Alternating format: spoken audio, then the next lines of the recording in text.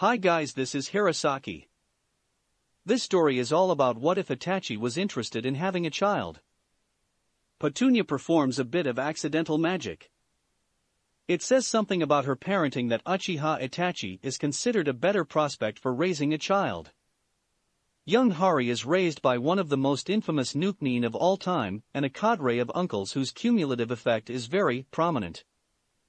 And someone had the bright idea to bring him back to England. Merlin helps them all. Before we start, kindly like and subscribe to this channel, and look over the description box for the author of this amazing storyline. Welcome aboard. Chapter 23, That Was Unexpected. Welcome back, class, began Professor McGonagall. And Mr. Potter.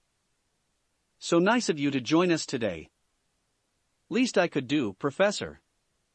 Today we will be doing a bit of review to make sure everyone did their homework. She closed her eyes. No doubt most of you failed to open a book, let alone do any assignments. Let us see how badly your skills have degraded, shall we? As McGonagall went around the room, she didn't bother stopping at Harry's desk, where there was a set of example transfigurations for the homework already resting by his feet, which were, as usual, on the desk.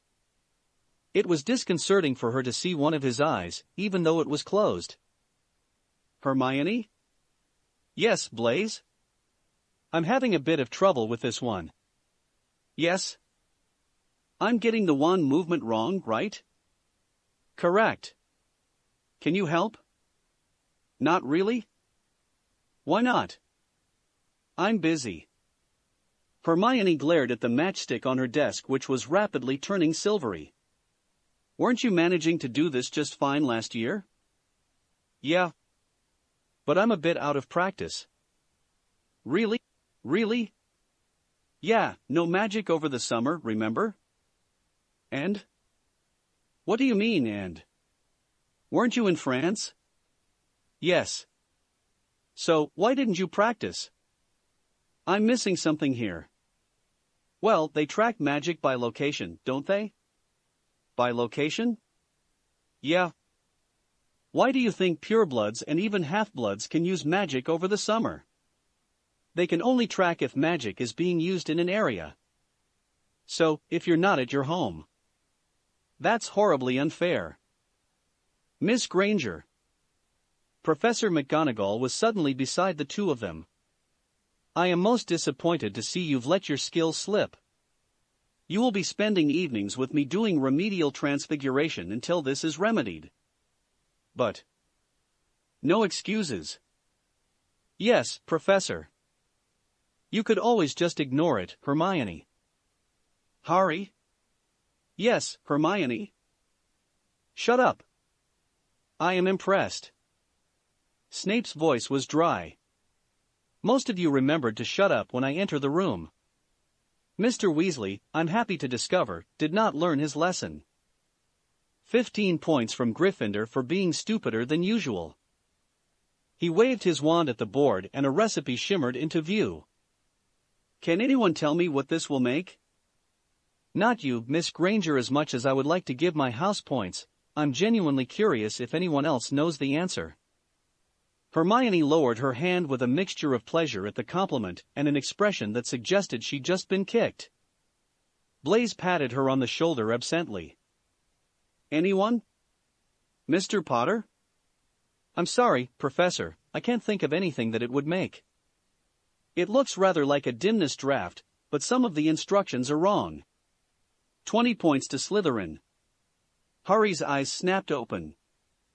It would make nothing at all. Well, it would make a horrendous mess in a cauldron and would waste some expensive ingredients, but no potion comes of this particular set of instructions. If, however, you added the mandrake root after the 3 clockwise turns, you would get one of the more annoying potions ever devised. It serves no real purpose beyond pranks and sabotage. Miss Granger, would you care to give us a description of its effects?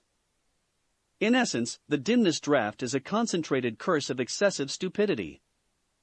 Ingested, it will take approximately 2 hours to trigger, depending on the victim, after which time it will render the person an absolute nitwit. there is a high chance of sudden blithering and other outward signs of stupidity. Outside of being one of the most commonly used prank potions, it is normally used for sabotage or exceptionally cruel jokes on people who are about to make important speeches. Correct. I have no doubt that Mr. Weasley is familiar with this potion, since his elder brothers brew it at every opportunity for their juvenile japes. The word came out as though it were dirty. Do they feed you potions often, Mr. Weasley? Yes. Oh, good. Good? Yes. I rather hope it explains your idiocy, and that if I give you some purging broth, you will be free of the after-effects of repeated exposure and might have a chance at being intelligent. Incidentally, it will leave you in hospital for a week. Oh. That's my good deed for the year, Snape went on. So, he waved his wand and a new recipe appeared. And please, don't anyone just assume that this one is also a trick. And again, Miss Granger, please let someone else have a chance. Harry lazily raised a foot into the air. Perhaps someone other than Mr. Potter as well? The foot stayed in place. Mr. Thomas, would you care to tell me what this should make? Air. No. 10 points from Gryffindor. Miss Potter, your twin would no doubt know, do you? She shook her head. Another 10 points then. Just for the sake of a third go, Mr. Longbottom? And 10 mo. I at M makes S sun B block solution. Snape blinked. Then he blinked again. Then he turned and stared at the board for almost a minute. He began to mutter to himself.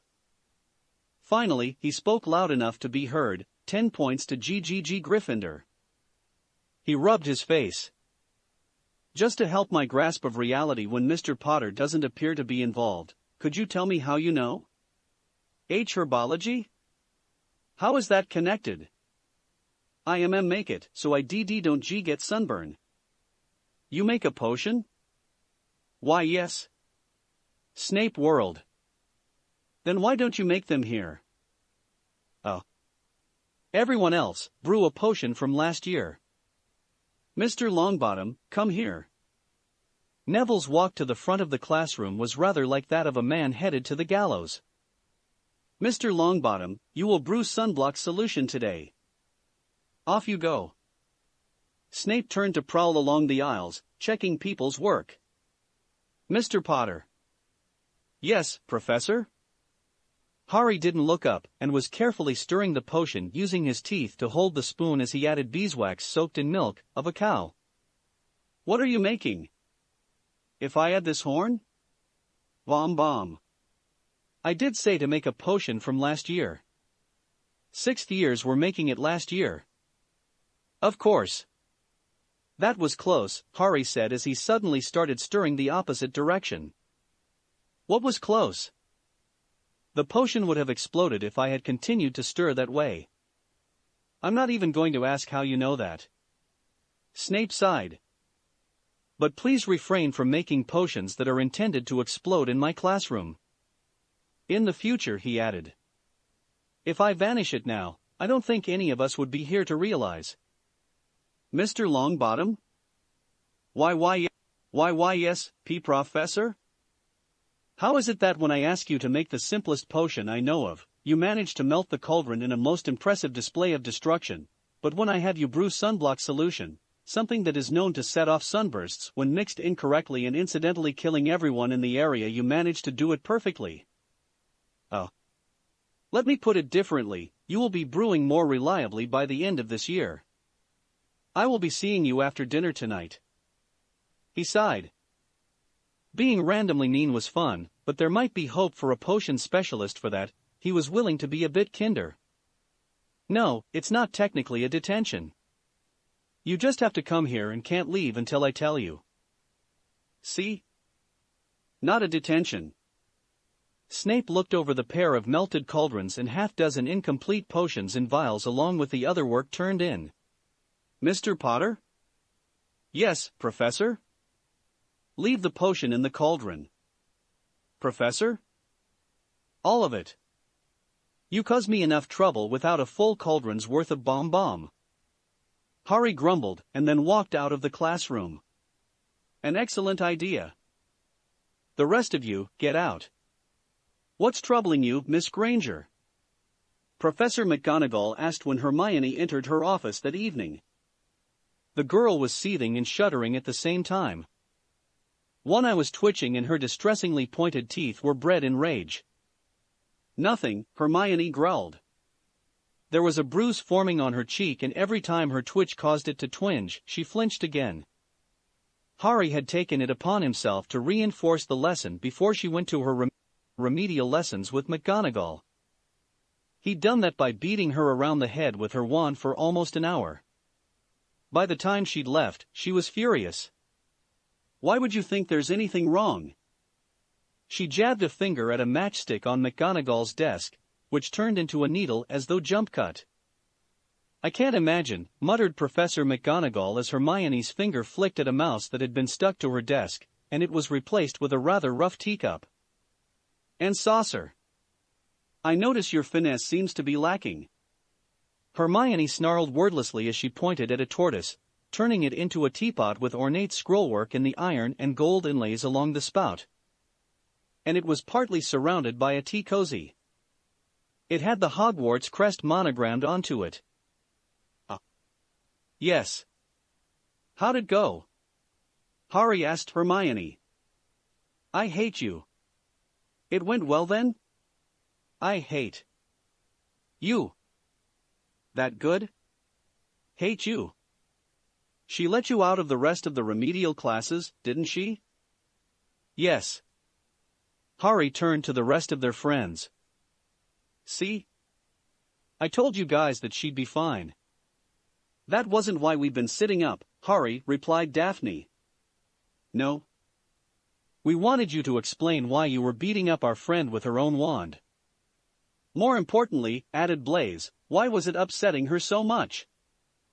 I was making sure she was properly motivated, replied Harry calmly. He backflipped and landed, standing on the back of an armchair.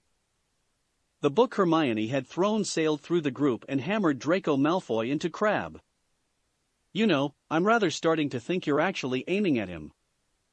Harry mused as Crabbe slung the unconscious boy over a burly shoulder and carried Draco from the room, a trail of blood soaking its way down Crabbe's back. Hermione gaped at the scene. After a year, I should really be used to this house's attitude towards casual violence, but... To tell the truth, I think there'd be more outcry if it weren't Draco, said Tracy. Pansy laughed harshly. Everyone's so used to him getting beat by Hermione when she's not even aiming for him that no one comments. Oh, spoke too soon. Goyle had trotted up to the group. He held out the book to Hermione. I think Draco found this for you. Oh. Hermione took the book. Thanks. No problem. Goyle lumbered off. Did that just happen? Asked Blaise. I'm blaming Harry, replied Daphne. Wait, what? Harry cried. Why? It happened to someone you're close friends with. It's always you. Speaking of it being me, Harry said brightly. Tomorrow night, I expect you to be down here to begin your lessons. So saying, Harry got up. I think I'll go to bed, he lied. Everyone knew it was a lie, too, since he proceeded to walk out of the common room into the corridor outside. I'm not sure I want to know what he's up to, Tracy muttered. If it's important, it'll probably be in the paper, said Pansy. Daphne? Began Hermione. What? You know, I really think you should make sure to be down here on time. Why? You've known Harry as long as me, right? Give or take. And you've noticed how he does things? Meaning? How it's never a half measure. Yeah. And how he doesn't really make threats. Yes. And... Hermione paused. Never mind. It would be nice to see someone else suffer from Harry's brand of insanity for once. It's nothing. Harry decided that since his morning was theoretically supposed to be occupied by double history, that he would do something productive.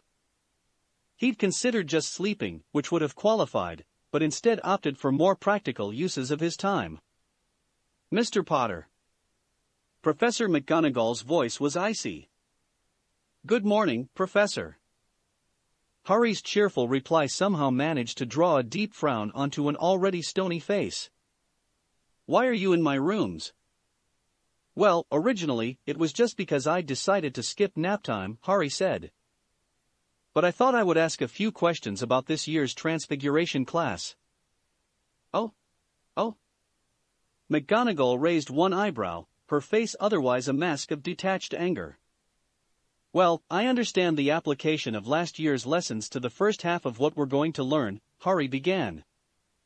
The general overview of the various types of transfigurations and all that. What I don't understand is why we're just scaling up. Come again? We're just going to do the same basic things on larger or smaller things. Why aren't we learning multiple targets at once? Or how to work the spells on humans? Just the teacup spell would be incredibly useful if we could apply it to, say, a human lung. Mr. Potter. Professor McGonagall took a slow breath. I was not planning to teach my students combat magic. Killing is a serious matter. Harry shrugged. He rose. I'll just have to do more self-study. Not a problem. I do expect I'll miss some of your classes. He waved and opened the locked door to her private quarters, walking out into the restricted wing of the school. I'll see you at lunch, Professor. McGonagall sighed and closed her eyes. She'd been planning to enjoy a nice morning in, maybe balance the accounts. For some reason, she was looking forward to some idiotic crisis that would let her not think about what had just happened. Why was a 12-year-old asking about combat magic anyway? Severus's thoughts were clearly affecting her. Daphne? Yes, Harry? Harry didn't look up from his bowl of ramen, he was so glad there was a shorter name for it. Be in the common room at 11 tonight. Daphne's eyebrow rose. And if I'm not? I shall be forced to employ drastic measures. Her other eyebrow made its ascent. Measures like? Drastic ones. Daphne scoffed and went back to her dinner. Harry shrugged to himself. Hermione had gratefully gone to sleep. Apparently, her performance in class today had convinced Harry that she wasn't as far behind as he'd feared. So instead, he was giving Daphne 10 more minutes in which to be even later. It would seem that she had not taken his words to heart. Oh well. Harry smiled broadly.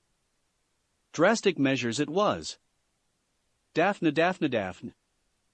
Chapter 24, Drastic Measures. Daphne's eyes snapped open, staring at the ceiling in blank horror. She turned her head slightly and was confronted by the sight of her sister's face right next to hers. Blue eyes met blue eyes. No.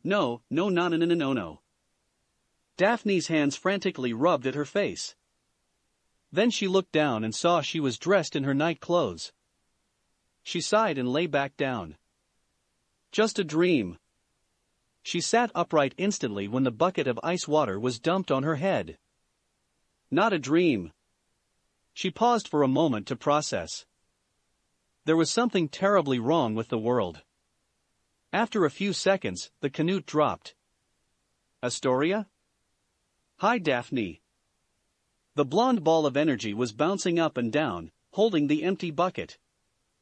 Astoria? Daphne? Her sister sounded less sure. Daphne looked around.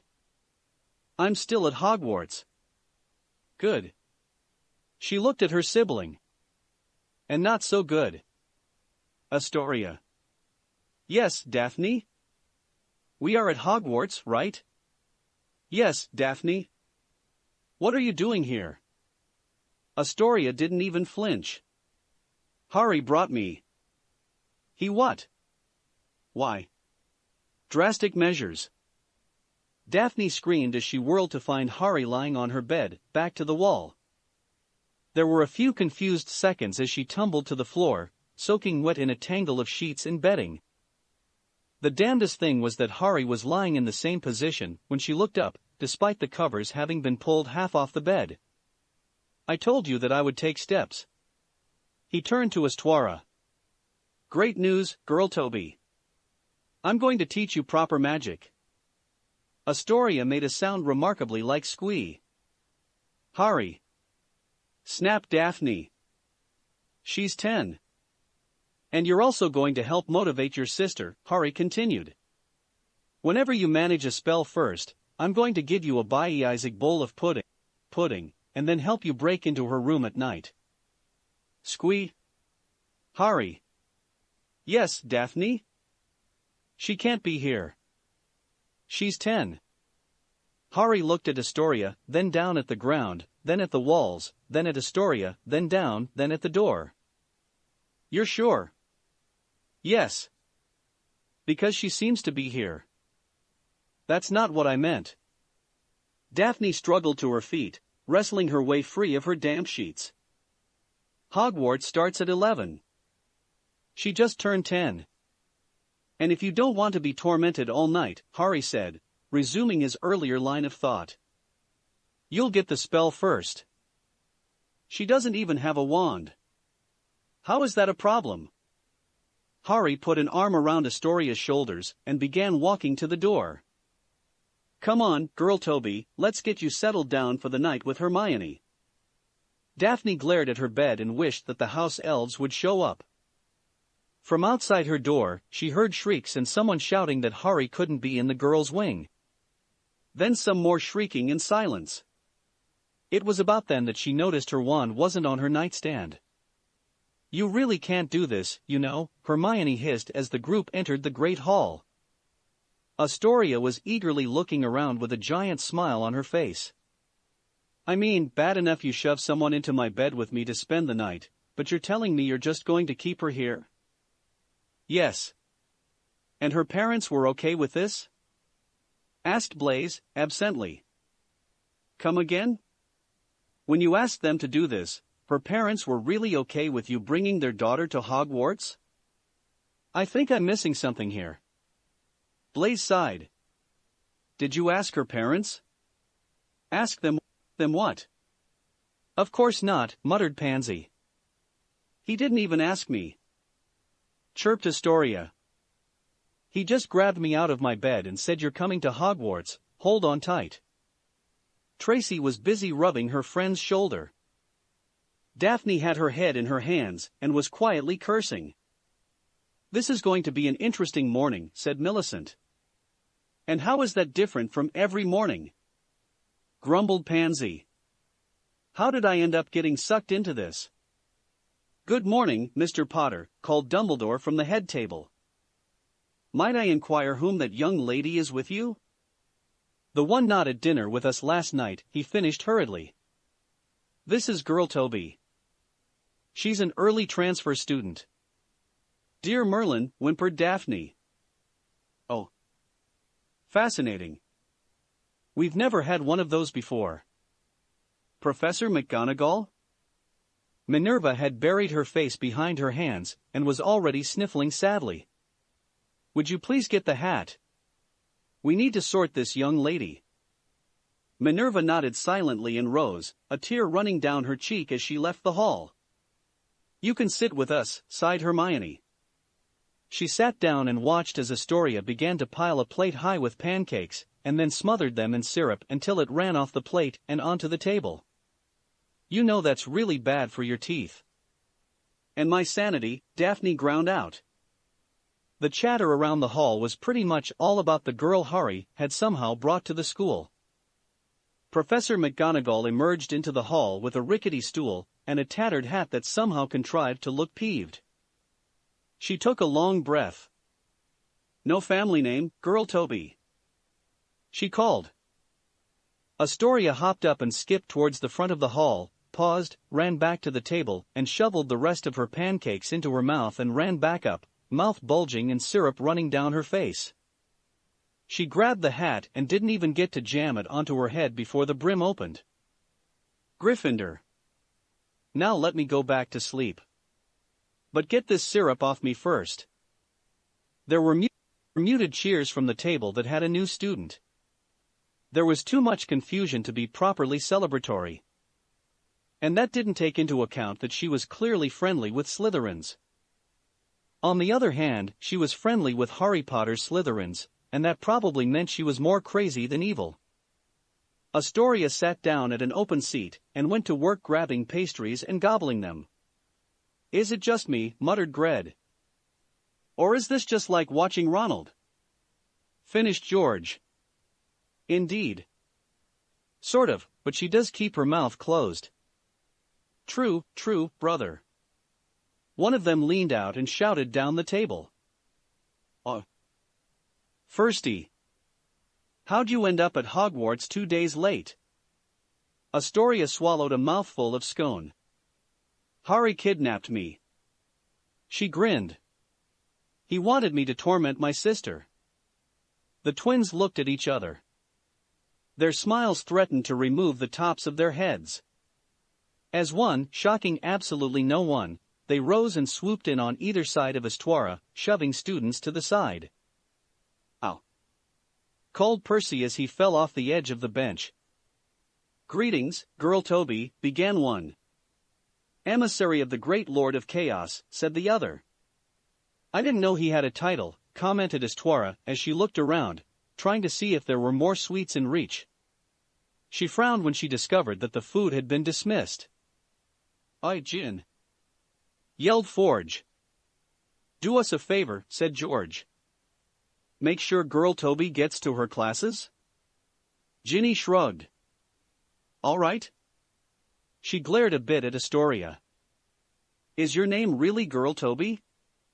Astoria poked despondently at her plate. "Not really, Harry just calls me the."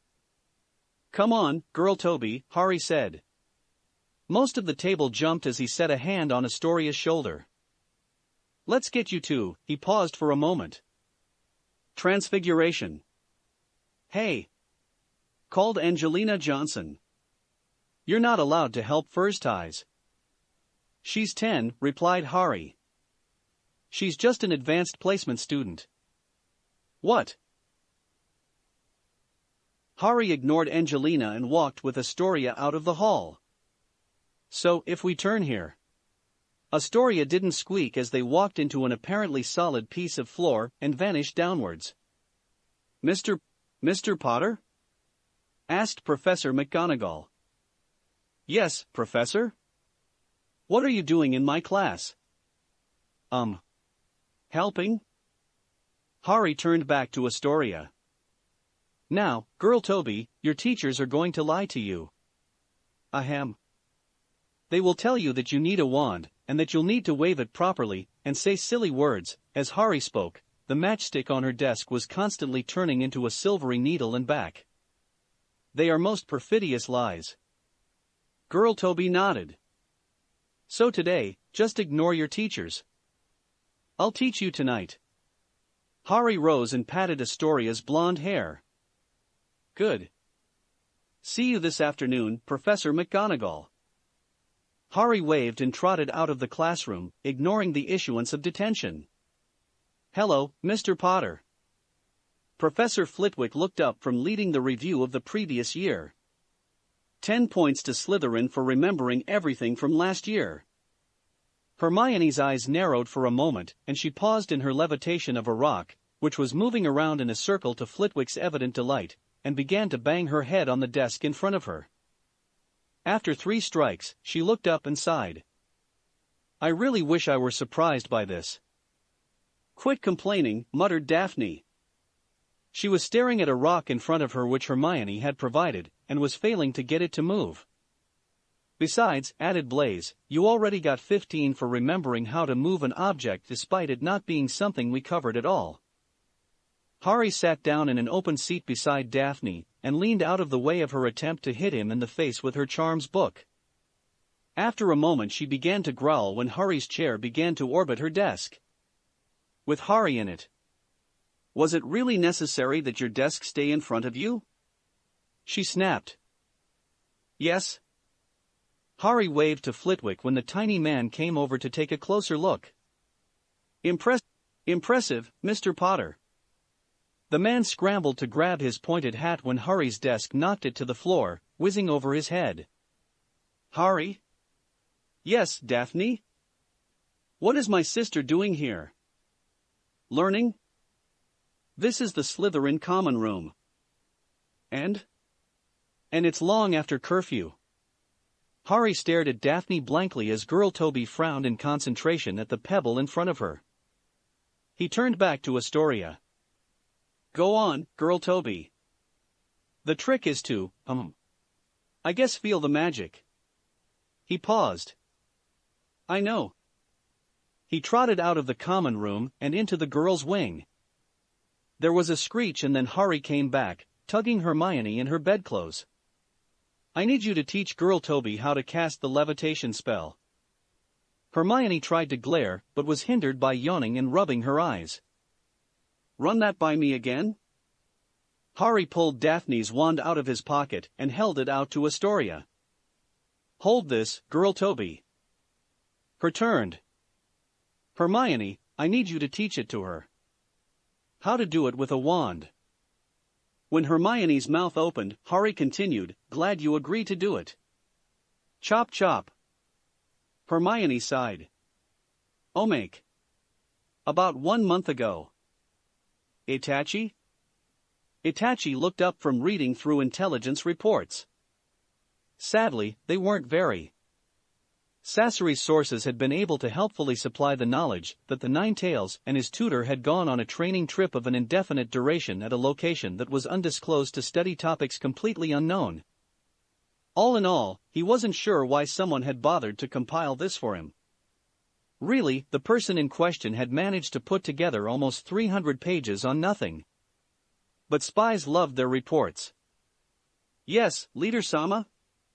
He set down page 230. I'd like to ask you a question. Yes, Leader-sama? I just got the strangest report from Sasori. Me too, Leader-sama.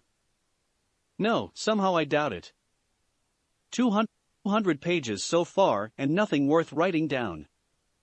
As dull as that might be, it's not what I had in mind. Itachi cocked his head. I just got a report that a large swathe of Konoha is currently either destroyed or considered structurally unsound. How strange, Leader-sama. It's due to. Because I always got the impression that Shodai-sama was rather good about foundations. Funny you should mention that. So why would so much be damaged? Anyway. Pain sighed and rubbed his face. I gather the problem is because someone launched a rather thorough attack en route. To be exact, it seems that a person or persons unknown set explosive tags in Route's armory and at every key structural point in the large and sprawling underground complex. How did they manage that, Leader-sama? Well, and this is just a guess here, someone probably infiltrated the base and blew it up. Thank you, Leader-sama. But what I meant was that I didn't understand how they blew it up a second time. You see, I mention this because of the timing of Come Again? I mean it was already blown up recently. What? When I visited Konoha to try and get some information on the Ninetales, Harry paid Danzo a visit. Yes, I'm trying to explain my issues with. And when he was there, he assassinated Danzo and proceeded to completely explode Route. I rather think a good bit of Konoha was. Itachi sighed. On fire when we left. I am aware. So how did someone manage to blow it up a second time? They didn't. Itachi blinked.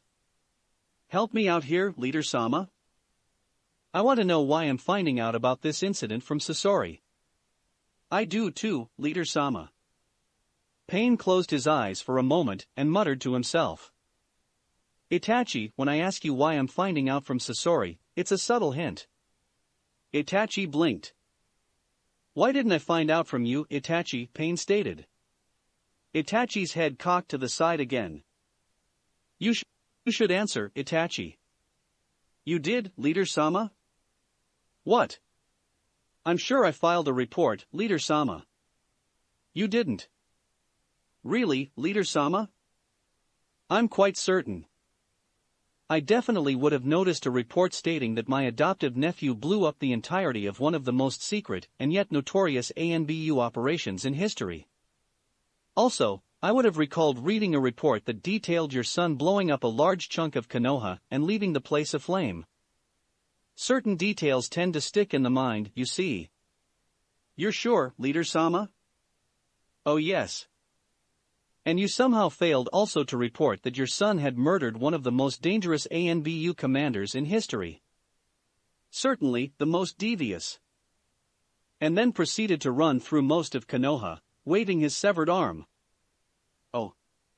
Indeed. You see, I'm quite glad this is a criminal enterprise, Itachi. Because respectable members of society, even ninja society, don't blow up chunks of other villages without provocation, nor do they assassinate prominent members of the village with long histories as black ops specialists, especially if they're not getting paid for it. And they most certainly do not run through the village in question waving a severed arm. To be fair, Leader-sama, it wasn't really Danzo's arm. Wait, what? I am given to understand that it was some sort of creation using the cells of Shodai-sama. How does that even work? Not a clue, Leader-sama. But I'm keeping the thing sealed up. Good, good. Pain shook himself. But why didn't you file a report? I thought I had, Leader-sama. I guess I must have had other things on my mind. Things that obscured the massive attack on a major village? Yes, Leader-sama. Chapter 25, Sleepless in Hogwarts. Hari. Yes, Daphne? Daphne opened her mouth, and then shook her head and walked out of the common room. Hari turned to Blaze. Can you translate? Did you do anything to her since we last spoke? No. Blaze looked at Hermione. What did he do? I'm not quite sure. Hermione cocked her head. Nothing really spectacular. He had me teaching girl Toby I must learn her real name how to cast the levitation spell with a wand. It was a pain too because I'm finally comfortable not using one. And Daphne spent the night glaring at a pebble. Blaze frowned. When you say the night, do you mean the whole night? Well, yes. Hermione shrugged. Why? And Daphne's sister was also up the whole night? I don't think it bothered her. She had more and more energy. I swear, it was exhausting to just watch her bounce. I think I may have stumbled on the answer, Hari. Blaze spun in a circle. Hari? I think he got bored, said Millicent as she and Pansy went by. He left while you were talking to Hermione. Speaking of which, Blaze glared at Hermione. Why do you seem so blasé about this? She shrugged. I had to put up with it all last year. It just didn't faze me. I was much more annoyed by him sticking a 10-year-old in my bed without warning. Hermione closed her eyes for a moment. And the worst part was that her feet were cold. Aren't you going to ask her why she's upset? Hissed Tracy. When she got no answer, she nudged Hari. Rather, she tried and nearly fell off the bench as he dodged. Well. Ask who what? Replied Hari. He was having a slice of toast with jam. He'd found that some local food had merit. Even if the crumbs got everywhere. Daphne. What about Daphne? Further down the table, Daphne was pointedly not looking at Hari. People who were skilled in reading minutiae of body language, in possession of a Byakugan or both, could tell she was paying attention to every word of the conversation. From the glower, someone who was interested in reading her expression could glean that she was displeased with its progress. Aren't you going to ask her why she's upset? Tracy blinked. Why is Astoria running around the Gryffindor table? She appears to be full of energy. Harry facing away from the table in question. Apparently she is energized by staying up all night. Harry had been forced to raise his voice slightly to be heard over the sounds of "we" coming from behind him. She's the only one, growled Hermione as she slammed her bag down next to Harry. Most people need sleep. Only after a few days. I didn't mind teaching her, continued Hermione, ignoring him, it was fun. She's a really sweet girl, there was a snort from Daphne, but I'm not going to do it all night again. At midnight, I'm going to sleep. What about girl Toby? Asked Blaze. She seems to be fine. Why aren't you upset about anything? Blaze was frowning at his friend in concern. I'm on the far side of exhausted, muttered Hermione. I passed through the furious stage at about 4 a.m. At this point, I'm hard-pressed to care about anything. Harry. Yes, girl Toby? You know, grumbled Hermione, it's totally unfair that he's not even hyper. Will he be coming to class with me today? Maybe. Harry cocked his head. I can skip herbology, so I'll come with you for your first period. Yay. I'll make your excuses to Professor Sprout, said Hermione. I'll tell her you suggested she go boil her head. Sure. Mr. Potter. Yes, Professor Snape? I cannot help noticing that you are in my classroom. Yes, Professor Snape. I only comment on this otherwise rare occurrence because you are not, in fact, supposed to be here. Harry just stared at him. It is, to be clear here, time for the Hufflepuff Gryffindor class. The first-year Hufflepuff Gryffindor class.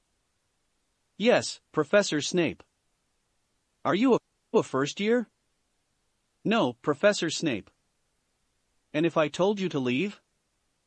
I'd stay where I am. I see. I'm glad, sir, I'd hate to think you were blind. Harry kept a hand on Astoria's shoulder, preventing her from bouncing out of her seat as Professor Snape began his usual first-year lecture. Pay attention, girl Toby, instructed Harry. This can be useful, and he isn't lying like the rest of your teachers. Snape blinked for almost 15 seconds before managing to remember what he'd been talking about and resume his speech. It took almost twice as long as usual. For some odd reason, he continued to dwell on the dangers of failing to follow instructions and the hazards of improper or careless preparation. By the time he got to the day's potion, nearly the entire class was looking at its cauldrons in stark terror. Snape, meanwhile, was staring at the blonde who he kept expecting to levitate out of her seat on the power of vibrating hyperactivity alone. Mr. Potter. Professor Snape was standing next to Astoria's cauldron. Yes, Professor Snape? Might I inquire as to why you are here? He watched as Harry's hand snapped out and grabbed a stray rat tongue before it could fall into the cauldron. At that stage in the brewing, it would have caused the entire concoction to melt through the cast iron, and then the stone floor below until it ran out of steam some unmerlinly place near the core of the earth. I felt it best, sir. Snape closed his eyes for a moment and massaged his temples. Yes. I can see that. Loath as I am to do this, 10 points to Slytherin for making my life slightly less difficult. Carry on. What was that about, Harry? Asked Astoria. Nothing, Harry replied. He absently prevented her from adding a bit of platypus spleen to the mixture, which would have made the otherwise rather harmless color change potion become a source of chlorine gas. Don't worry about it. Although it was against his principles, he decided to let girl Toby sleep when she had potions the next day. He'd been counting, and there had already been a half-dozen near-fatalities. It was getting silly. Now, girl Toby, said Harry. I'm going to go to my defense class. So be on your best behavior. He paused. It's herbology next for you, so you don't have to pay much attention. Unless Professor Sprout says that it's a dangerous plant, you can just ignore her. He shoved his way through a group of upper years without comment. But don't be rude. Yes, Harry. Good. Harry waved to the group of Gryffindors as he walked off. There was something odd about the girl who turned out to be a Weasley. Her expression was off. Was that adoration and contempt? And she had a weird aura around her. It was probably something he should mention to the medic if he saw her. How was her first period? Asked Tracy. She knew her best friend wanted to ask. Probably. Then again, Daphne loved Astoria from a distance. The closer her sister was, the less she liked the girl. Not bad, said Harry. He'd been sitting in the defense classroom when they walked in. I think she only nearly killed everyone twice. There was a silence. Really? Snapped Hermione. You're all shocked. Did you miss how last year, Neville alone had twice that many incidents every class? You seem to be annoyed again.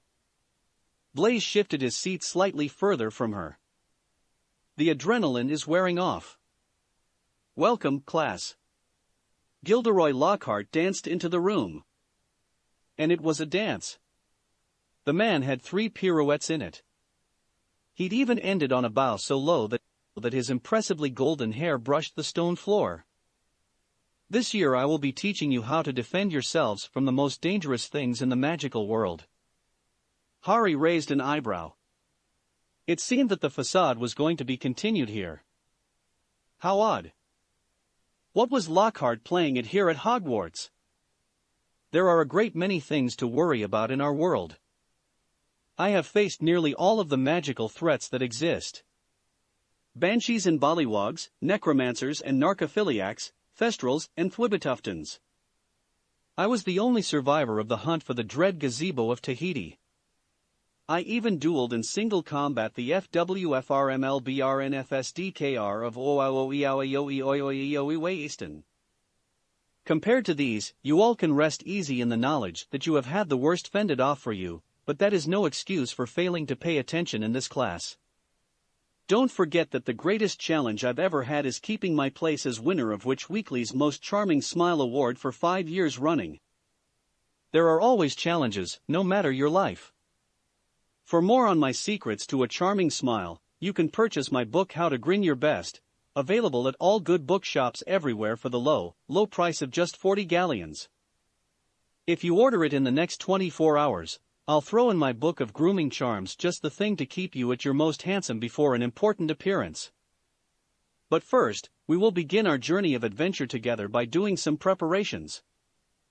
I will now administer a test to see how well you have prepared yourselves for my class.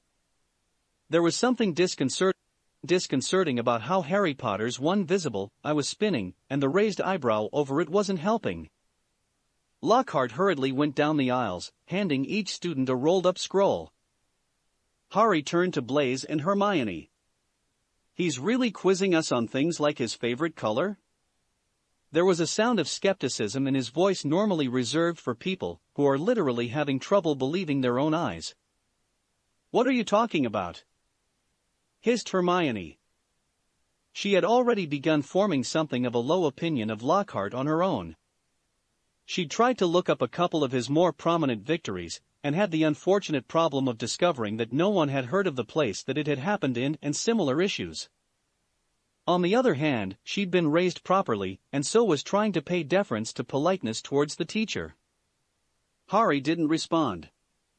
When Lockhart reached the front of the class, he turned and bowed. You may unfurl the scrolls and begin. There was some rustling. How did you know? Came Miss Granger's voice. Trade secret. What trade?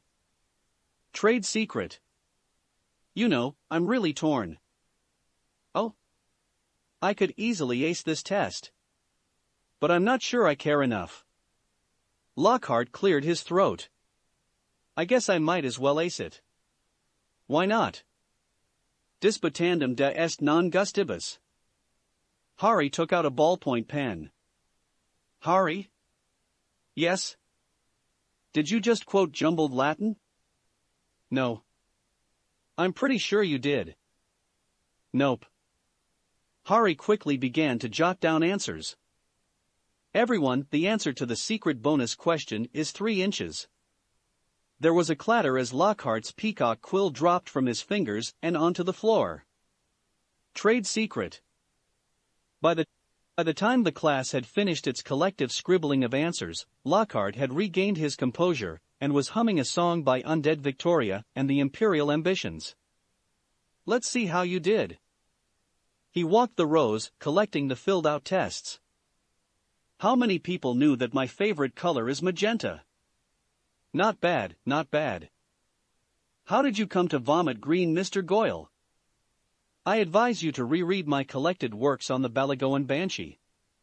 All 6 volumes. Very good work, Miss Granger, citing chapter and line. Mr. Potter? Might I ask why you answered my guts on the floor? I didn't. Oh. Lockhart shuffled the pages. And again, I commend Miss Granger on her exact knowledge of my text detailing the tracking of the Timbuktu tyrant, in which I mention that I am fond of sleeping on the left side of the bed. He looked at a page with a distinct lack of scratch marks from a quill, and his face turned bright red. While your answer is technically correct, Mr. Potter, I would prefer it to be in a less purple phrasing. I thought you liked purple, Professor. Lockhart stared at Harry for several moments before apparently deciding he hadn't just heard that, and went back to sitting on his desk, reading the tests. Oh my.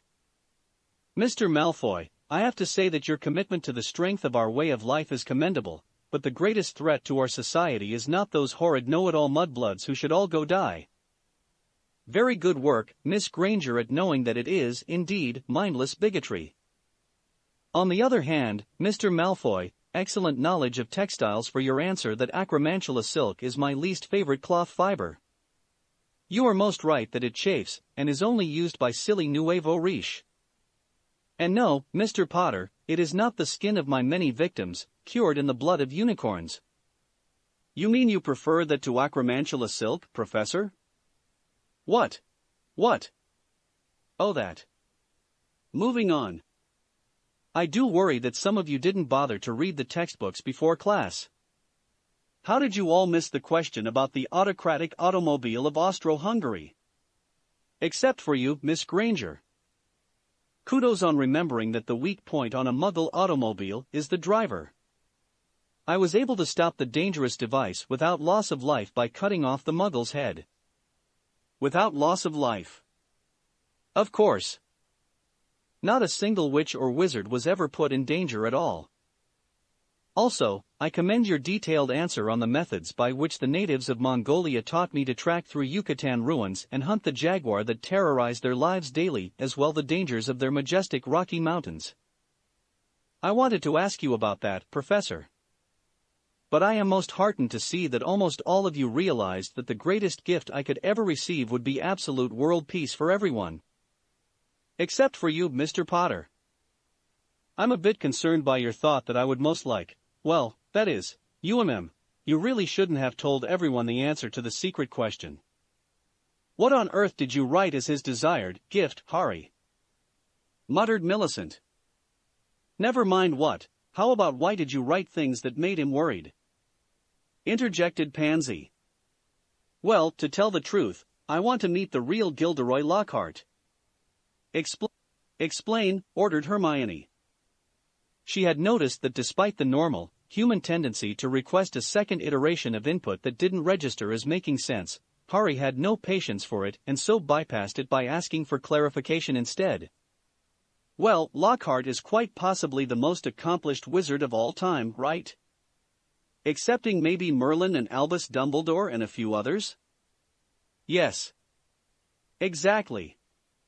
Harry had worked it out. He knew that plenty of important people used body doubles.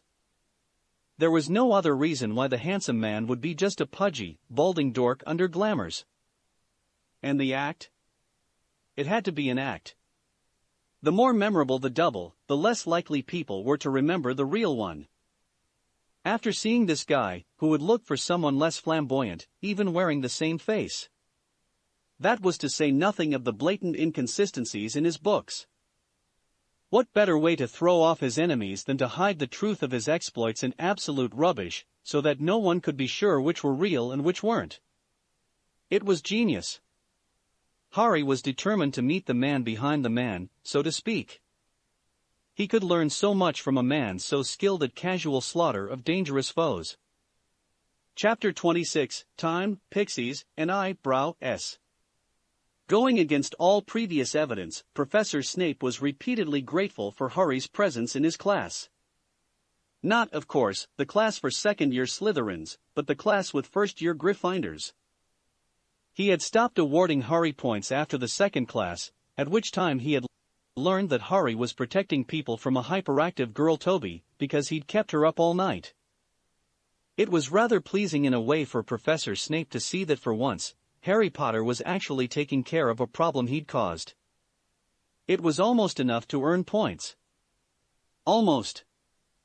But the gray hairs each time she nearly blew something up while grinning like a loon were enough to keep that from happening. The rest of the professors were rather less sanguine about matters. Girl Toby, what was the girl's real name, anyway? Was bouncing wildly in her seat more often than not. It didn't help that she was learning spells at about the same rate as her classmates, who were a year older and using wands. What made it worse was that the girl had even less self-control than Harry Potter. Or was worse at hiding it. Either way. She had taken to ambushing students with wandless tickling charms in the hallways and laughing wildly. Who was Harley Quinn? The only time of complete peace was dinner. Despite the girl's obscene energy levels, she crashed daily at the table. More often than not, she spent the meal passed out face first in a plate of mashed potatoes and snoring gently, raising bubbles of gravy. It said something about the nature of Hogwarts that no one had tried to get their revenge yet, despite the fact that several of the stricter professors would have gladly turned a blind eye in exchange for a day or two with girl Toby in hospital instead of class. There was a betting pool in the teacher's lounge as to how soon Daphne Greengrass would commit an act of great violence. Given her state of apparent sleep deprivation, they figured it was any day now. Every time girl Toby sat down next to Harry Potter, she twitched a bit and reached for a wand she didn't have. Which was another thing bothering the staff. Why was another of Harry's companions without her wand suddenly? They resolved to look into it, and then decided there were better things to do than ask questions about Harry Potter. The exception to that was Gilderoy Lockhart. He was having a slowly worsening year. Things kept happening to him. They were minor, but slowly escalating in severity, and he had been unable to find out the cause. It had begun in the first week of the term, when he discovered he was tripping every time he left his office. Then it was everything in his room being moved just a bit out of place, causing him to slam his shins all the time. Things like that. Nothing he could point to as being anything other than absent-mindedness, but it was making life most unpleasant. Progress was being made in that Harry was sometimes remembering that girl Toby had potions the next day, and would let her sleep a bit as a result, which had reduced the near misses greatly. On the other hand, Daphne was only sometimes talking to him. It wasn't helping that she was beginning to get the hang of levitating a pebble, thanks to Hermione's quiet pointers. It wasn't enough to keep Astoria out of her bedroom nightly, but it was motivating her. That was the worst part. Aside from having her sister able to access her room every night, it was getting her to work harder than she would have. Harry hadn't gotten around to doing much proper exploring so far this year. He was finding it was still amusing to sit in on classes with girl Toby. He still snickered each time he thought of Professor McGonagall's face when girl Toby proceeded to follow in his footsteps a bit and windlessly transfigure a matchstick into a pin. The twitching. Professor Snape had been discovering that the year which had begun frustratingly had begun to show signs of being a great windfall for him. Neville Longbottom, despite having the confidence of a routing army and a sense of self-worth normally found in body doubles of particularly unpopular dictators with poor security forces, was proving to be a most apt student. Sometimes. He still made more mistakes than anyone should rightly manage without trying, but he demonstrated a theoretical aptitude for potions that boggled the mind. Snape spent much of his time in the boy's presence bemoaning the fact that if only he had a bit more confidence, there might be a chance of him being a worthwhile student. On the other hand, it was beginning to look like he might be able to publish a new paper on the long-term effects of dimness drought. For almost a full 24 hours after purging, Ronald Weasley had demonstrated an intelligence on the level of a Ravenclaw, if not actually Hermione Granger. And then, without warning, Ron began to blither away again, and made a complete ass of himself. Most telling, though, had been that he'd begun to open his mouth while chewing again. Professor Snape had taken samples of his vitae and come to the conclusion, pending further tests and evidence, that Ronald Weasley had been exposed to dimness draught so often that his body was now generating the stuff naturally. It was inconceivable, and he suspected it to be the interaction of that and some number of other things that the boy's elder brothers had done to him over the years, but he was looking forward to many years of studying the fascinating case and publishing the findings whose existence he was convinced could be blamed, somehow, on Harry Potter. So. Pansy closed her eyes for a moment. It's going to be Halloween tomorrow. Huh? Was that a questioning huh or an acknowledgement of a statement huh? Harry took a bite of uncooked fish. That's not an answer. Another bite. Anyway, consider yourself warned. Warned. That he picks up on, muttered Daphne. The bags under her eyes were getting worse. It wasn't helping that her sister was bouncing next to her. Just that it'll be a big to-do again. Oh. Harry perked up a bit. Will there be another troll? No. Oh. A pause. You're sure? Yes. Because it was fun last year. Trolls do not feature heavily in Halloween festivities. Not fully grown mountain trolls. Shame. Perhaps something more interesting then? Pansy turned to Tracy. How about them? She frowned. Whitechapel-birthed Anglicans. Tracy stared at her for several long moments. Do you mean Vimborn wasps? Yes. I haven't the slightest idea. Oh. How about the weather? It's Scotland in autumn. What else is there to say? Perhaps, interjected Millicent, you could just not talk to Harry since he's frustrating you? And give him the satisfaction? Well, if you had, you'd have noticed he'd gone about the time you looked away. So, you seemed a bit silly to everyone else. HN. Welcome to class. Lockhart was his usual, over-the-top self. Have a seat everyone, go on now. There was a certain amount of quiet grumbling. Lockhart had so far gone over a month without doing anything aside from reading aloud out of his books and sometimes reenacting the more elaborate scenes. The only remarkable thing about the class was that Harry kept showing up and staring fixedly at the professor with that freakish eye of his, not blinking, for the entire class. Hopes were, therefore, not high for this lesson. Today I have a treat for you. We're going to be having a practical lesson. While the class did brighten up a little bit, he still frowned at the lack of an overwhelming cheer. His students drew their wands, with a few glaring exceptions. Literally in the case of the raven-haired girl sitting several seats from Harry Potter, Lockhart kept meaning to ask the other staff about that, and prepared themselves to learn something interesting. Lockhart pranced over to a mound on his desk. It was a blanket draped over something that was making alarming squeaking noises, and rattling as it shook. The students had been ignoring it, and now looked mildly apprehensive. Be very careful, instructed Lockhart. These are only slightly dangerous. Of course, no harm will come to you while I am here, but I won't always be able to protect you. What I have for you today can be terrifying if you aren't prepared for. Cornish pixies? Called Harry.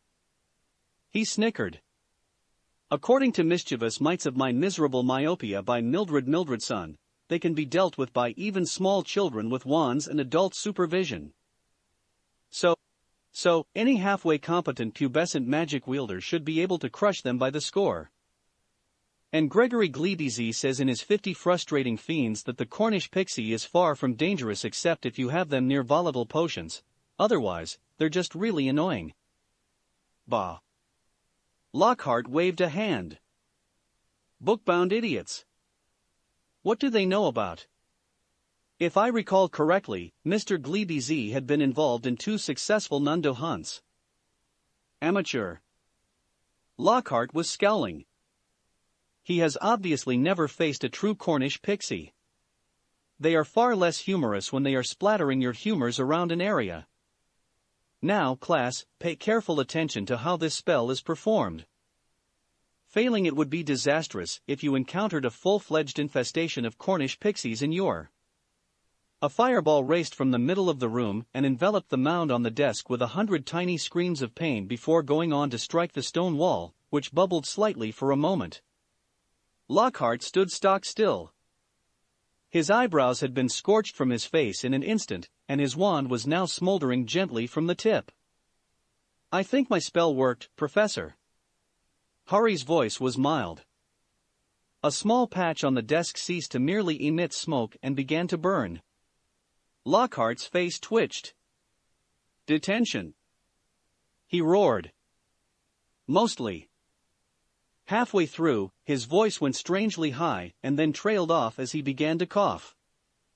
The whole class looked at Lockhart and then at Harry and then back and began to laugh. The scowl that marred the man's face turned his usually handsome countenance into a dark parody, his cheeks mottling red. As you like, Professor. Please be sure to actually show up to it. Harry rose and walked out of the classroom, whistling a Jerry Lee Lewis song. Hermione and Tracy began to snicker, while the rest of the class stared at them in confusion, excepting one Ravenclaw who was staring into the distance, trying to place the tune. Did Harry just attack a professor? Hissed Millicent. Did I really just see that? I think, replied Blaise as Lockhart began to glower at the class, which caused them to start laughing as they noticed his missing eyebrows, that it might be more fair to say that Harry just defended us against a prospective threat in a most vigorously natural manner. And that our professor just happened to be nearby. You call that natural? Hermione muttered. Looked like natural causes to me. There is something seriously wrong with you, interjected Pansy. Though that raises a good question, said Hermione. How did Harry just throw a giant fireball? I think he spit it, actually. That just makes it worse. Well, fire whiskey can do that. Really? Hermione paused. Doesn't matter. Unless you think Harry has taken to drinking. She shuddered. And isn't that a terrifying concept? The rest of the group nodded. The rest of you, Lockhart's attempt to look intimidating was somewhat ruined by his altered facial topiary, get out of here. It was a testament to the general feeling about the class that none of the Ravenclaws hesitated in exiting as quickly as possible. They did, of course, make a beeline for the library. The Slytherins split into 2 groups. One was made of Malfoy, Crabbe, Goyle, and sort of not. No one cared where they went, though again, it spoke about the effect Harry had had on the school population that even Draco Malfoy was only mildly surprised by the fireball. That didn't stop him from going on at length as to how he could make a bigger fireball than Harry Potter to anyone who would listen, some of the slower portraits. The other group took a quick vote and decided that as much as the lake was tempting, it was autumn in Scotland, and there was no way they wanted to be outside if they didn't have to be. Instead, they went back to the common room to get a head start on their homework, some because they didn't have any goofing off ideas right then and others because there was a real chance that they'd be up late for other reasons, and so it was best to get the work done now. And that left the feast. Omake. A month or 2 ago. Itachi? Yes, Kisame? The fishman frowned for a moment, working out how to broach the subject. You didn't find another baby, right? Itachi cocked his head. Why would you think that? It's just that last time, never mind.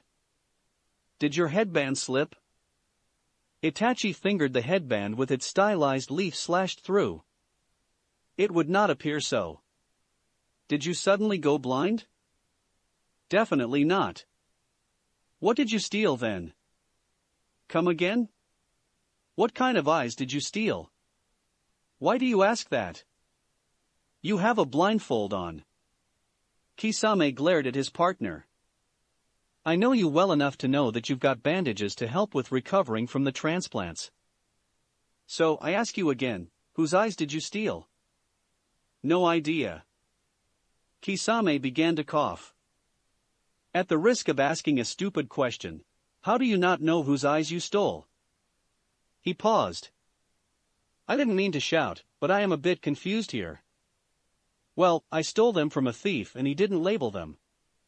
Pause. Well, actually, they were a gift, but the gift giver stole them. And the thief was too busy being dead to answer whose eyes they were. Kisame was silent for a moment. You implanted some random relative's Sharingan that my nephew, your son, plucked out of what I believe was described as plant-human clone flesh? Pause. Yes. Do you know what they do? See things? Of course. Kisame looked at the ceiling. Wait here. He stalked out of the room. 10 minutes later, a somewhat harassed-looking Pain entered, followed by Kisame, looking slightly smug. God's damn it. Leader-sama? Explain. I implanted new kaleidoscopic Sharingan. Yes. I gathered that much from Kisame. Why? Because I wanted to be able to see. Itachi? Yes, Leader-sama. Weren't your old eyes able to see? Not well. There was a reflective silence. I think something went wrong with my path's technique. I thought I heard you say that your eyes hadn't been able to see well. Your hearing is working just fine, Leader-sama. I see. I didn't. No. We're not doing that. Pain rubbed his face slowly. I'm going to regret this. Where are the rest of the spares? Spares? You recovered 10-11 eyes. I see shut up 2 of them. There are 8 missing. Well, I think Hari has a few of them in his seals. Dear gods, muttered Pain. And I have the rest. Oh good. And the arm from Danzo? Hari has most of it, I think. I don't remember what he wanted to do with it. I'm not sure I'm happy with those answers. I'm sorry, Leader-sama. Pain turned and stormed out of the room. Then he suddenly poked his head back in. I realize this is a bit off topic, but what happened to your eyes? Elsewhere. Naruto. The blonde came running down the hall in the mansion that the Uchiha clan head and his family normally occupied. Technically, that was what was going on now, but 2 felt rather small for the space. Or rather, Sasuke had expected it to, forgetting that Naruto's personality filled the available area. What? Someone sent me a pair of Sharingan eyes. Naruto looked at the jar. That's freaky? He wasn't sure if that would offend his best friend, but it was true. Yeah, that about covers it. Except that they're Itachi's. Someone killed your brother and sent you his eyes? No. That would have been easier. Instead, I got a letter. It says, these are a gift, little brother. Use them to kill me. Itachi. P.S. Don't worry, I have spares. Oh. Exactly. So, are you going to implant them? Yes. Please see if Sakura can be spared from her training.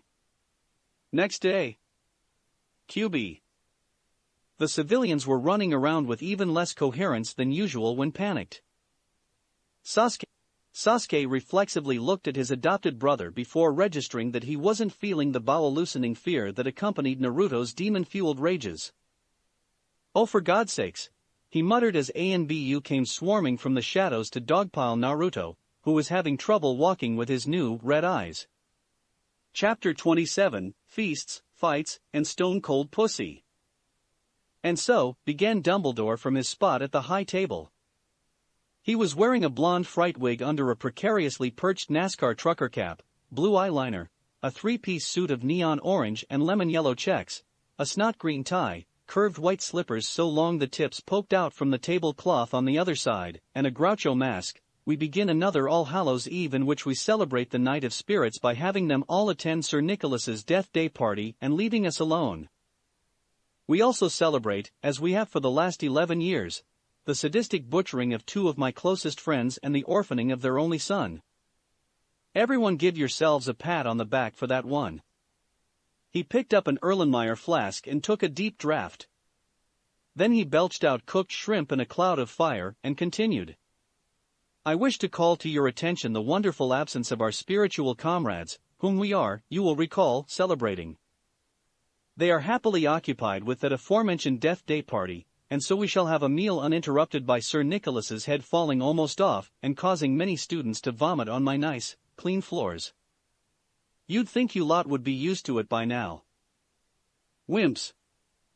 If Miss Girl-Toby would be restrained from reaching the chocolate pumpkins until the end of the meal, I will be grateful. I'm looking at Messrs. Weasley at the moment, since your sister has abandoned us to parts unknown on this night when there are no ghosts patrolling the corridors to make sure that things are safe. Daphne was glaring at Harry except when she was glaring at her sister, who was currently stuck to the bench by one of the twins while the other was taking the opportunity to practice his beating skills with a bat made of a ham. Swatting away the sweets, Astoria was levitating to herself. Several nearby students were already covered in shards of chocolate and smeared with various fillings. How did you manage to do this? Harry was quietly eating mochi and apparently hadn't heard her. You guys are certain that the giant magical monster was a one-time thing, right? Yes. Pansy sounded exasperated. Really certain? Yes. Completely? Yes. Harry shrugged. All right. I'll take your word for it. I don't like the sound of that. That's okay. Harry glanced up at the high table where Dumbledore was in an animated conversation with McGonagall about something that he wasn't following. He had no idea why the subject of kites and satellites had come up, so while the words were making sense, the content was not. Behind him, the Gryffindors were busy dodging flying candy debris and flecks of ham and turkey that were flying off the makeshift bats. As yet, the other tables had been spared the predation of Astoria's attempts to get sugary treats, but it was only a matter of time. There was a scuffle going on between Ronald and Girl Toby as she began to try and steal the pile of things he'd hoarded for himself when it became clear that the food was slowly but surely making its way towards Girl Toby only to be battered into pieces. Professor McGonagall had broken off her conversation and was instead alternating between glowering at the twins, who appeared to be enjoying themselves, Girl Toby, who also appeared to be having fun despite not getting what she wanted, and Dumbledore, who looked endlessly amused by the small area of utter chaos in the otherwise orderly, by Hogwarts standards, Great Hall. Miss Girl-Toby, Dumbledore's voice cut through the general hubbub of a meal at Hogwarts by virtue of spellwork and a well-timed lull in the ever-present conversation. I noticed that a chocolate-covered corn on the cob has begun to levitate itself away from the Ravenclaw table. Should you begin to try and loot the other houses of their sweets, I will be forced to take drastic measures. Please, therefore, refrain from sugar thievery. He proceeded to make the rocker and bob his head wildly while I Love You played in the background. Then he sat down and resumed his discussion with McGonagall. Did that just happen? Muttered Hermione. No. You're a bad liar, Blaise. I know. Mother is so disappointed. I'm not dignifying that with further comment. You know, Hermione, said Tracy as she was comforting Daphne. I'm surprised you're so calm about Halloween. Come again? I mean, it was just a year ago that a troll nearly killed you. That's a relative term. Harry seemed to find it mildly annoying. Still. Well, it's not like I'm in some girl's bathroom instead of at the feast, so I'm not sure why I should be worried. Funny you should mention that, began Harry. I swear, Harry, if you try and convince me that I'm in a girl's bathroom. No. There are ways I could do that, but that wasn't what I meant. I was just going to ask if there's something about girls' bathrooms at Hogwarts that attracts monsters. Millicent coughed. Not really. Except for certain peri-ERM points during well. I'm going with no. Huh. Okay then. I don't like the sound of that, muttered Pansy, who'd been snickering at Millie's attempts. I do. Which only makes me more worried, Harry. I'm sorry. Liar. Girl Toby is coming along nicely, isn't she? Much to my everlasting regret, yes, hissed Hermione. You're concerned she'll outshine you? No. Just worried that it's unwise to teach her how to use magic at all, let alone like this. Behind them, there was a shriek of dismay as Ron found his food whizzing away from him faster than he could eat it.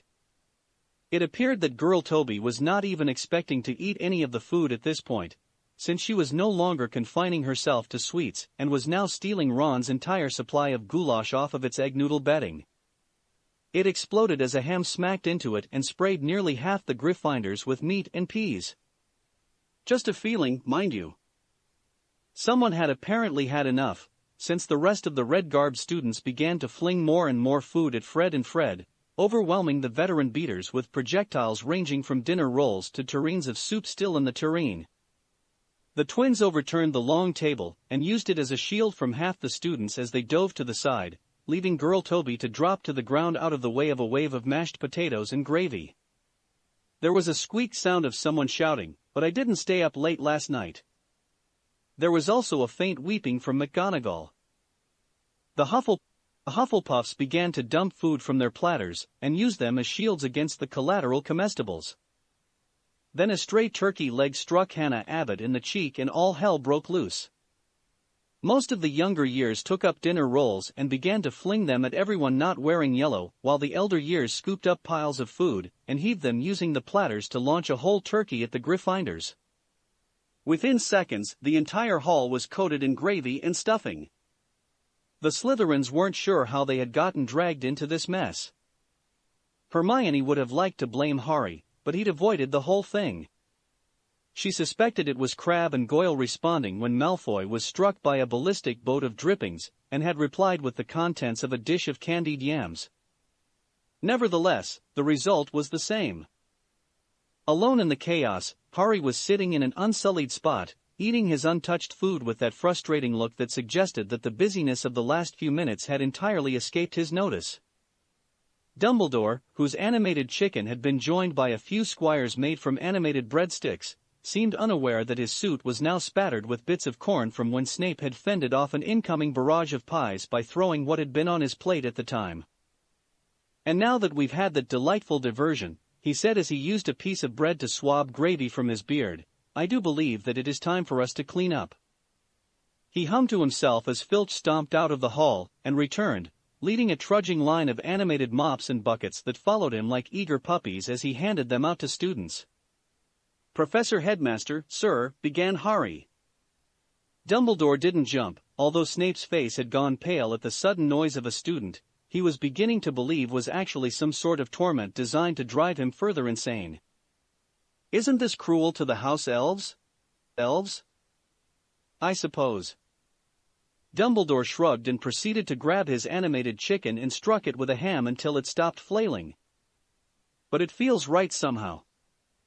"Chicken?" He held out a leg to Snape. "Albus?" "Yes." "Did you just bludgeon an animated chicken?" "I had to get it to stop moving, didn't I?" Snape sighed and took the proffered limb. "Not bad," he mumbled through a mouthful of flesh. "Gilderoy?" Dumbledore was looking over at his defense professor. The man had not reacted how Dumbledore had expected. If pressed, he would have admitted that he had thought that the fop would be curled under the table, sobbing over his ruined coif and the damage to his expensive dress robes. Instead, he was maintaining the aspect of a conquering general, his clothing was tattered and what wasn't actually torn was stained beyond recovery with foodstuffs. His hair had been coated thoroughly with grease and was no longer elegantly curled, but plastered to his head when not encrusted around bits of carrot. Through it all, he still looked as though he had been the victor of a great battle instead of a foolish idiot who had just had his looks trashed. "Yes, Albus?" And Merlin, the man, even sounded as though there was nothing wrong. "At the risk of asking a silly question, why are you standing with a foot on a roasted pig?" "It's all about presentation, Albus." The man had a stern expression and struck a pose that suggested that this were a great beast he had slain, instead of a domestic animal that had been gutted a day prior and roasted until even magic wouldn't have gotten it moving again. "Yes, yes. Would you get off my table, please? This is where we eat. I don't want your shoes on it." Lockhart reluctantly clambered down from his place, sitting with some distaste in a pool of sweet potato that had oozed there. "You're certain about the monsters, right?" "Yes, yes, Harry."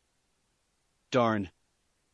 He snapped his fingers and then sat beside Hermione, who had stopped using her mop and was instead giving an impromptu lesson in basic household cleaning to a group of purebloods who had never heard of manual labor.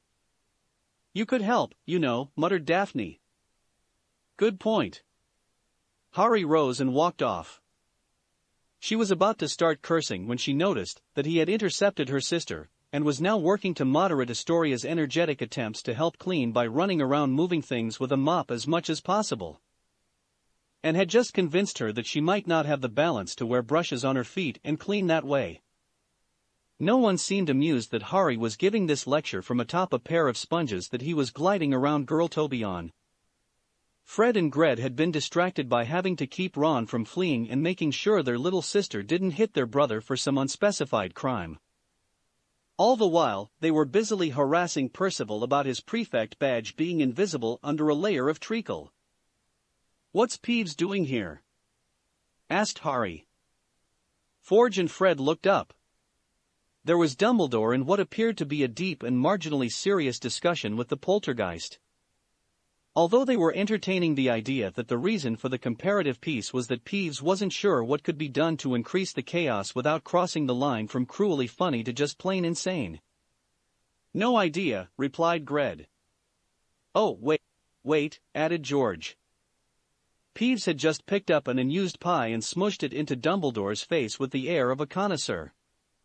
He watched the way the custard dribbled and nodded in satisfaction. Then he kissed his fingers and proceeded to flip off the hall before vanishing. "That's much better." "I guess so." Harry skated past Astoria, nodding to her as she levitated food from the floor into a pile, before screeching to a halt beside Hermione. "How goes the learning?" "Surprisingly well. Professor Snape glaring from up there seems to have helped motivate them to listen for once." She gestured at the upper years who were glowering at her, but nevertheless helping to clean with mops and buckets. "Millie is also a great help." Millicent had slung a roasted pig under each arm, and was casually moving them to the side, unaware that each weighed almost as much as she did. "Why haven't you learned household charms?"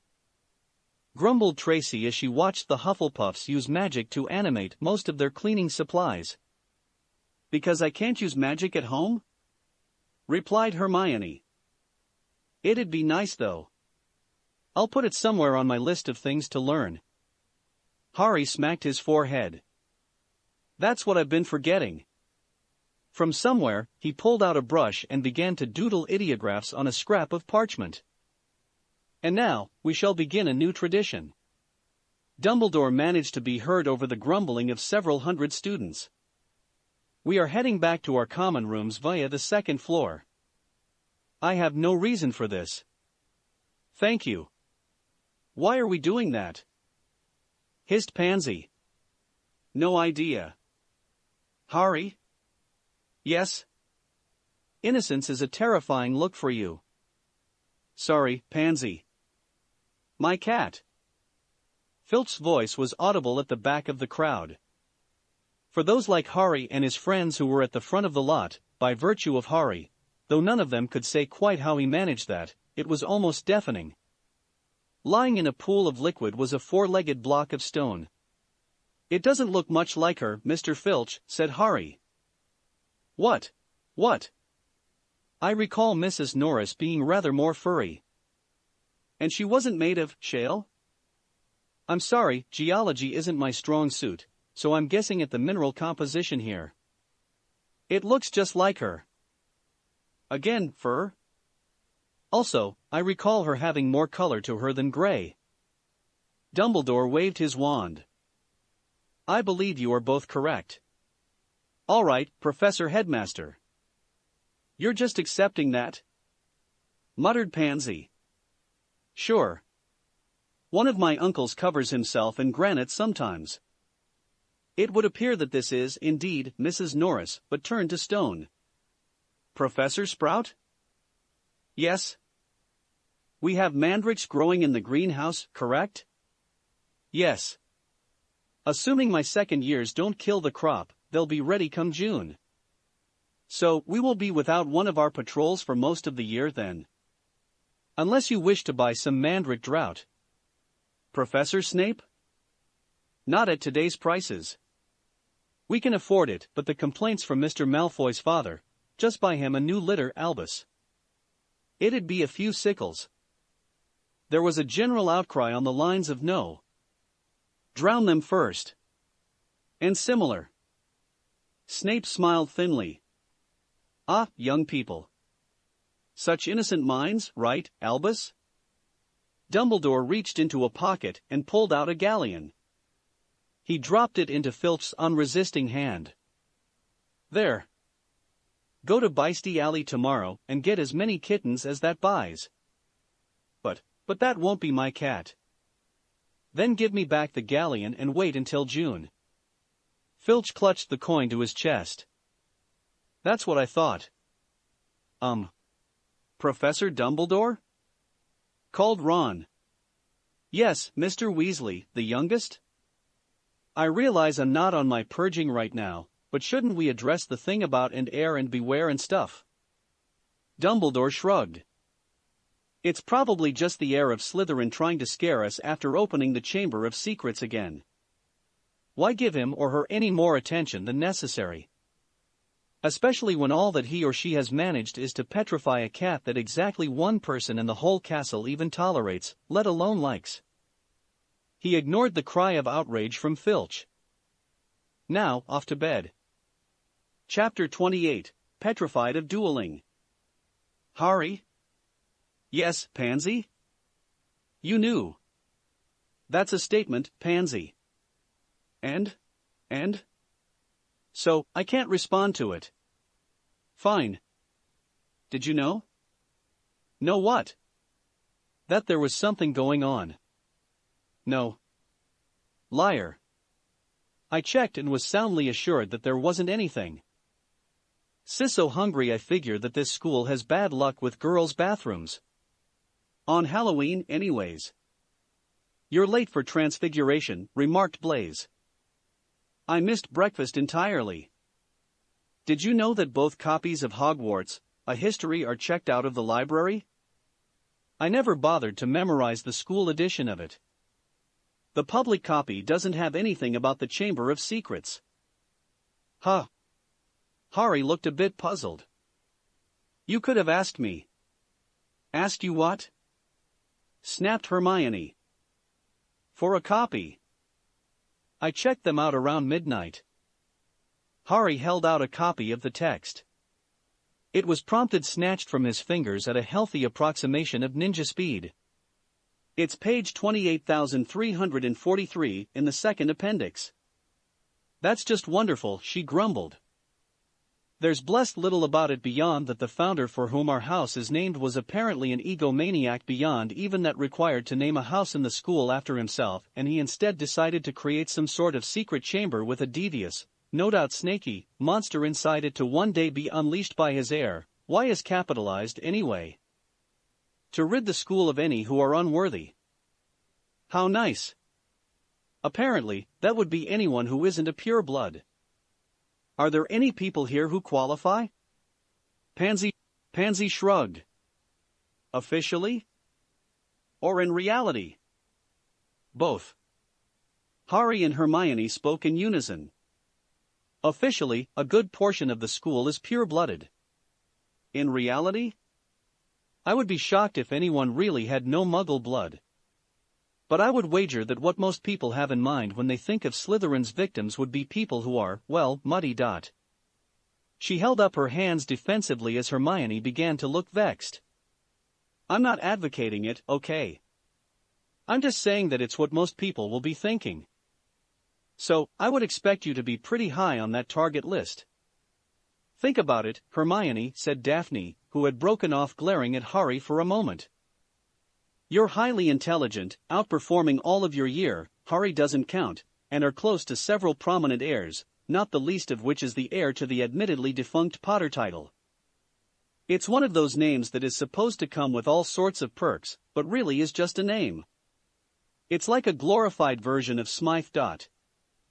So I'm likely to be hunted for being better? If you want to be blunt? Yes. Tracy shrugged. Speaking as someone who'd be pretty high on the target list, you outrank me not just because of your parents, but because you make those who are supposed to be better question their self-worth. Even Pansy does that with you around. Hardly. I did that last year. I've come to conclusions about my self-worth, thank you. I've concluded that one statistical outlier, Harry, you don't count so shut up, does not mean that I'm inferior. It just means Hermione is exceptional, even by exceptional standards. Thanks. Ahem. The group turned. I hope you don't feel I'm interfering in your discussion, but I was thinking I might like to teach my class at some point this morning. Would it be convenient for me to begin now? Or should I find something else to do while you continue? Hermione turned bright red. Harry opened his mouth to answer. Mr. Potter, shut your hole. Professor McGonagall scowled at him. Do me a favor and cut class today. Please. I want to teach. Harry shrugged and propped his feet on his desk before closing his eye and apparently dozing off. I'll take what I can get. 3 crowded weeks passed as weeks do. In this case, it was a blur of blonde hair as far as much of the castle could remember. Girl Toby was wonderfully eager to learn, but she had the slight failing of being too active to bother paying attention to anything. The tickle attacks continued unabated, but it was somehow just not as worrying with something turning a cat to stone. Though most people pointed out that this was a normal risk at Hogwarts and people should really relax about it. Daphne was quietly planning her revenge against Harry. It was all the more important, since she was finding that Astoria was acting as a brilliant motivator. She kept wondering if she should write her parents to let them know where her sister was, but Harry kept distracting her. She wasn't where she would have been with a wand, but she was rapidly recovering her losses, just staying ahead of her apparently genius sister. The girl was picking things up at a rate that wasn't good for Daphne's sanity. The only thing that made the 3-week mark noteworthy was that at 3 weeks after Halloween, Colin Creevey was petrified in the hallway outside Gryffindor Tower. Dumbledore announced it at dinner, 8 hours later, as a minor feature of the day, listed after the congratulations to the Ravenclaw Quidditch team for finding a new seeker in Miss Cho Chang, and that Hagrid was over his slight cold. There was some concern amongst the students, but it was dismissed by Dumbledore as being a minor aberration. That continued to be the case over the next 3 weeks, as another 7 students were petrified. Each was mentioned in passing as a thing that happened, but not worth really considering. When a 5th student was petrified in 4 weeks, Dumbledore announced that there would be extra homework on how petrification could impact scholastic achievement. In the 2nd week of December, with 2 petrifications that morning, one of them being Mr. Bile, the 6th-year prefect from Ravenclaw, Dumbledore announced that one of the world's foremost experts on magical combat would be giving a lesson that evening in the form of a dueling club. The cheers died down somewhat when it was mentioned that this expert was Gilderoy Lockhart, who studiously ignored that aspect. There was a more mixed response when he added that Professor Snape would be assisting. Part of the reason for the lackluster applause was that Professor Snape was glaring at the headmaster with the expression of a man who was not told about his impending execution until the hangman was testing the trapdoor. "I hope he really shows up tonight," muttered Harry. "Before I adjourn our dinner to allow Gilderoy shut up to begin his lesson, I wish to inform you that another student was petrified today. I would have left this for a later time, but I felt I should mention it since it was, in fact, the head boy. Now I will ask all of you who do not enjoy broken pelvises. I'm looking at Miss Brown over there in Hufflepuff. Yes, you, I heard that story from Poppy. 6. Really, please get up and step outside. Thank you." The school watched from the entrance as Dumbledore waved his wand once at the wall behind him. All the tables sank into the floor, and the benches arranged themselves, facing the raised dais, several rising on invisible support to create bleachers. The floor under his feet suddenly had a dueling circle scored on it. "Gilderoy, over to you. And now, I think I shall turn in early." Dumbledore strode out of the hall without a backward glance. There was a bright flash of light, and a blond man was standing in the middle of the dueling circle, spotlights shining down on him. His expertly coiffed hair bounced as he rose from his bow and smiled. "Come in and take a seat." Half the students headed to bed. He scowled as the remainder filed in and settled themselves on benches that swayed gently under their weight. "Tonight, we will begin by discussing some of the most important aspects of formal dueling. The first and foremost thing is to remember to come dressed correctly. If you don't make a good impression, then you're not doing it right. You see how I am wearing the latest in Madame Hirable's dueling wear. Note the gold embroidery on the cream fabric. It tells those who know how to read it that I am an inducted member of the Brotherhood of the Crossed Wands. Also, the way I have my cuffs folded back is a sign that I prefer the Ambugaba style of dueling. It's not very popular here in Europe, but I learned it from a chap in Mumbai who swore by it, and it has never failed me. The cut of my robes and the trim of ermine can let those who know to look for it in on the fact that I have been thrice-blooded by baiting of a great beast." Lockhart struck what was an admittedly heroic pose. "This is the opening stance of the Ambugaba style. For all of you beginning, however," he adjusted his robes, making minute adjustments that had no apparent effect on the overall look. "We will use the more traditional Merlin 2, the preferred learning stance." He struck a pose that was much less heroic, but much more effective in that it involved holding his wand. "Now, who can tell me what the single most important spell in dueling is? The one that hits? Ha ha ha. Very good, Mr. Potter. That is technically true and something you would all do well to remember. It does not matter how grand your spell is if you miss. Imagine casting a dueling variant of a pain curse and discovering that you have caused your opponent's cat a great deal of distress. You would feel rather foolish, although not as foolish as if it had been your cat. So hitting the target is very important." He cleared his throat. "However, what I had been asking about was a particular spell." "Stunner?" "No, Mr. Hopkins." "Entral's expulsion?" "Strictly forbidden, Miss Grace. And I wonder where a good young witch like yourself ever heard of it." "A miscast levitation charm?" "No, Mr. Finnegan." "How did that even come to mind?" "It can summon a buffalo onto someone, Professor." "That's a new one." "And still no." "If I may, Gilderoy?" "Certainly, Severus." "It would be the disarming charm." "Correct." "Would you educate the students as to why?" "Because a disarmed wizard is a dead wizard." "Defeated, Severus." "This is a duel. Now we shall demonstrate." Lockhart began to walk towards the far end of the dueling circle. Expelliarmus. The red beam of light struck Lockhart in the back and launched him out of the circle, ass over tea kettle, until he came to a screeching halt against a stone wall, feet waving in the air. His wand sailed sedately into Snape's hand. The man hadn't taken a stance, just raised his wand and fired off the spell.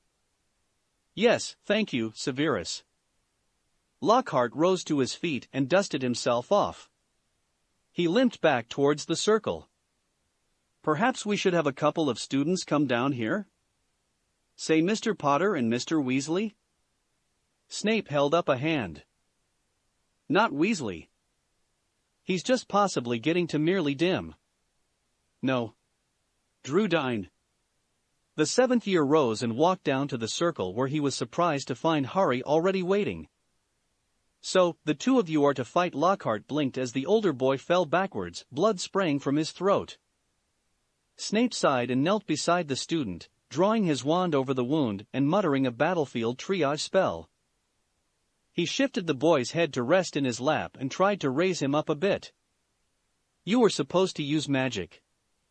There was a flash and then Snape realized that the boy's intestines were spilling out from a slit in his stomach. To disarm him. And another flash left all four of the boy's limbs removed. I figured I should disleg him too, just to be safe, Professor. Harry had his hands in his pockets at the other end of the dueling circle. I'm not quite good enough with it to get through the spine though, I see. I should work on that. And I see that we should have had Madame Pomfrey here. Snape grumbled to himself for a moment.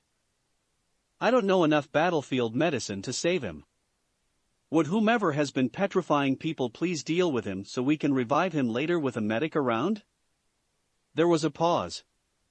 No questions asked. No one moved. Well, except for the boy who was gasping and trying to move missing limbs to scoop his guts back inside. Snape set the boy's head on the floor and rose, backing away. Mr. Potter. Please put him out of my misery. There was an eye-searing blast of light and a boom that echoed off the walls, knocking students from their seats to fall in a heap on the stone floor. When Snape could see again, he saw that Drudine had been turned into a shadow on the floor. Yes.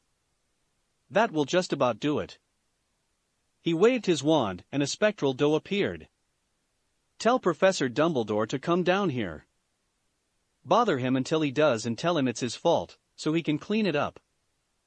10 minutes later, Professor Dumbledore was standing in front of the assembled students. He was wearing a dressing gown in rainbow colors and had bunny slippers on his feet. The bunnies in question had red mouths and glowing eyes, and their heads kept straining towards the nearest person. His beard was in curlers for some reason no one could think why, given the straightness it usually maintained. On his head was a tall hat that had teeth around the brim that nibbled at his scalp absently. It had a tassel on it. And eyes that were closed with an expression of contentment. What seems to be the trouble, Severus? He asked. His left slipper was leaning down and licking at the pool of blood beside him. Its twin was stealthily moving its foot to get a turn. Snape rubbed his face for a moment. Well, we have a dead student, for one thing, Professor Dumbledore. That's a bit worrying. And I have a bunch of traumatized students. That's also an issue. Madame Pomfrey had been roused and was currently administering calming drafts in hot cocoa from a cauldron tended by house elves.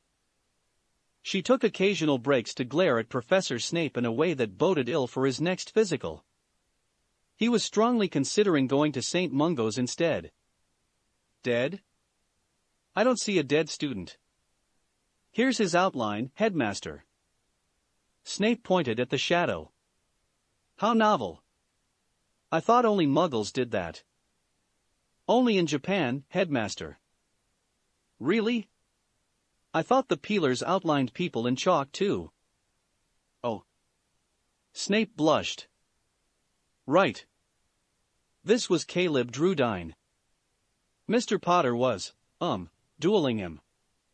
It didn't go well. Shouldn't I be getting my report from Gilderoy? This was his affair. He's currently having a bit of a lie-down, Headmaster. He was most distraught over the state of his robes after Mr. Drudine's throat was cut and sprayed him with blood. I think he might have been upset about the dismemberment too. And maybe my asking that the lad be put out of his misery, come to think of it. I think I'm beginning to get an idea of what happened. Good, because I really don't want to try and explain it. Did Gilroy specify that it was non-lethal? The duel I gather that what hit Mr. Drew Dine was. No, he didn't. Is that important? Not to put too fine a point on it, but this was apparently supposed to be a class in formal dueling. That kind of thing is generally frowned on in professional bouts. True. But Hogwarts's charter is significantly older than the current crop of duelists. Unless it's specified by the duelist in front of their seconds and the judge, all duels are presumed lethal. Or rather, the charter assumes that the old rules apply. There were no seconds. Definitely lethal, then. Clearly. I meant the rules, Severus. Now, is there anything else you needed me for?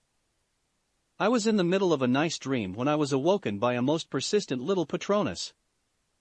It insisted that this was some sort of emergency that only I could deal with. It appears that you have it well in hand. Good night. Snape closed his eyes. I really should have known better than to pick one of my Slytherins for this. There was a thump as Dumbledore's right slipper made a lunge for the blood, and he fell to the floor. That's it for this reading. Hit like and subscribe for a free ticket pass going to the different worlds of anime fanfictions. Looking forward to having you on board again.